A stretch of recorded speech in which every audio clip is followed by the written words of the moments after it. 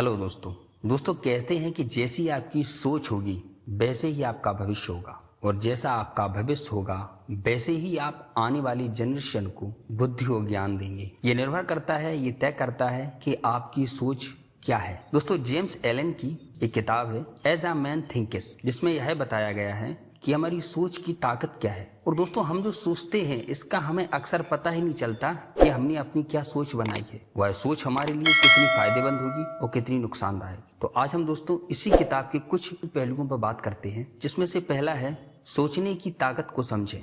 दोस्तों सबसे पहले तो हमें यह जानना होता है कि हमारी जो थिंकिंग पावर है ये कितनी हद तक प्रभावशाली है हमारे जीवन में और आप इसका उपयोग किस तरह से कर सकते हो। सोच आपका भविष्य तय करती है। यदि आपकी सोच नकारात्मक है तो दोस्तों ये निश्चित है कि आपका भविष्य भी नकारात्मक होगा, और यदि आपकी सोच सकारात्मक है तो ये बिल्कुल निश्चित है कि आपका भविष्य सकारात्मक होगा। आप भविष्य में बहुत उन्नति और प्रगति करेंगे। इसलिए हमें अपनी सोच की ताकत को समझना चाहिए और हमेशा सकारात्मक सोचना चाहिए, क्योंकि जैसी दृष्टि हमारी बन जाएगी, जैसी सोच हमारी बन जाएंगे, ऐसा ही हमारा व्यवहार होगा, और जैसा हमारा व्यवहार होगा वैसे ही हमारे विचार होंगे, वैसा ही हमारे आसपास का वातावरण होगा। यदि आप उन गलत लोगों के साथ हैं या ऐसी गलत सोच रखते हैं, ऐसी गंदी सोच रखते हैं, तो दोस्तों आपको इस चीज का पता भी नहीं चलेगा कि आप कब गलत व्यक्ति बन गए, कब लोग आपसे घृणा और ईर्ष्या करने लगे। मनुष्य अपने विचारों का जमाजोड़ होते हैं। जैसे छोटे बीज बड़े पेड़ बन जाते हैं,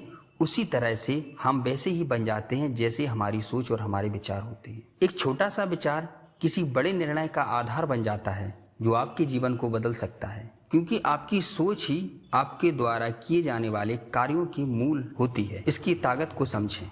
इसका दूसरा बिंदु है खुद से उम्मीद लगाएं। दोस्तों इस दुनिया में यदि हर कोई काम संभव कर सकते हैं तो वो है आप। कभी आप खुद को इतना कमजोर ना समझें कि आपकी सोच इतनी कमजोर हो जाए कि आप हर जगह निराशा और हताशा हाथ लगे। खुद को हर काम के लिए तैयार रखें, क्योंकि ऐसा कोई काम नहीं है जो आप नहीं कर सकते, क्योंकि आप इस दुनिया में यूनिक हो। ईश्वर ने आपको कुछ ऐसी ताकतें दी हैं जो किसी के पास नहीं। कहते हैं कि हमारी उंगलियों की जो निशान है वो कभी दुनिया में किसी भी व्यक्ति से मैच नहीं करते। जब हमारे फिंगरप्रिंट्स किसी से मैच नहीं करते, मिलाप नहीं करते, तो इसका मतलब है ईश्वर ने हमें कुछ ऐसी शक्तियां दी हैं कुछ अलग और अद्भुत करने के लिए। इसलिए आप अपने आप को कभी छोटा ना समझें, हीन भावना से ना देखें। कभी कभी क्लास में बैठने वाला एक बैक बेंचर लड़का भी क्लास टॉप कर जाता है। ये उसकी सोचने की शक्ति ही होती है। दोस्तों आप किसी से कम नहीं हो, आप सबसे बेहतर हो। इसलिए अपने आप को हमेशा प्राथमिकता दें, कभी अपने आप को कमजोर ना समझें। इस किताब की तीसरी बिंदु में कहा गया है आप ही जिम्मेदार हैं। You will take 100% responsibility. आप कोई भी काम करते हैं, काम बनते भी हैं, काम बिगड़ते भी हैं, तो बिगड़ने की स्थिति में अपना दोष दूसरों को दे देते हैं कि इसकी वजह से हुआ है।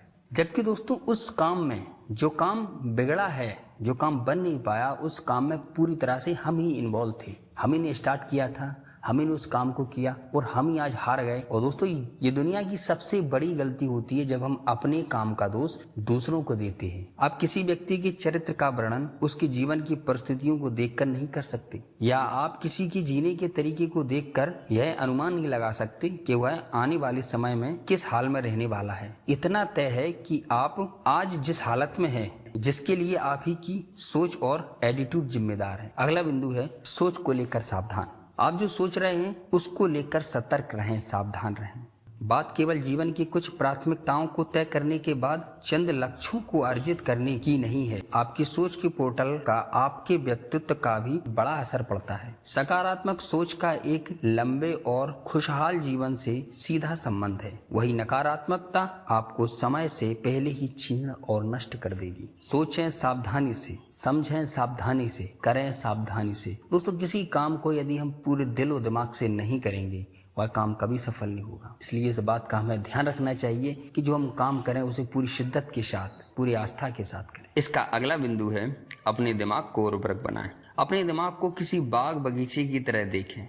जो भी चीज उसे अधिक उपजाऊ नहीं बनाती उसे आपको स्वयं को मुक्त कर लेना चाहिए। ऐसी चीजें, ऐसे विचार जो आपको आगे बढ़ने का मौका नहीं देते, ऐसी चीजों से अपने आप को स्वयं आप मुक्त कर लें। अगर आपको जीवन में बेहतरीन परिणाम चाहिए तो शुरुआत अपने सोचने के तरीके से करें। एक उन्नत बीज होता है तो फसल भी बेहतरीन और अच्छी होती है। इसलिए हमेशा अपने दिमाग को उर्वरक बनाएं ताकि एक अच्छे विचार, अच्छे संस्कार हम अपने जीवन के लिए बो सकें। दोस्तों, इस किताब में कही गई सारी बातें आप अपने जीवन में अनुसरण करें, उन्हें अप्लाई करें और आप अपना जीवन बदलें। दोस्तों, वीडियो पसंद आए वीडियो को लाइक करें, चैनल को सब्सक्राइब करें। Thank you for watching.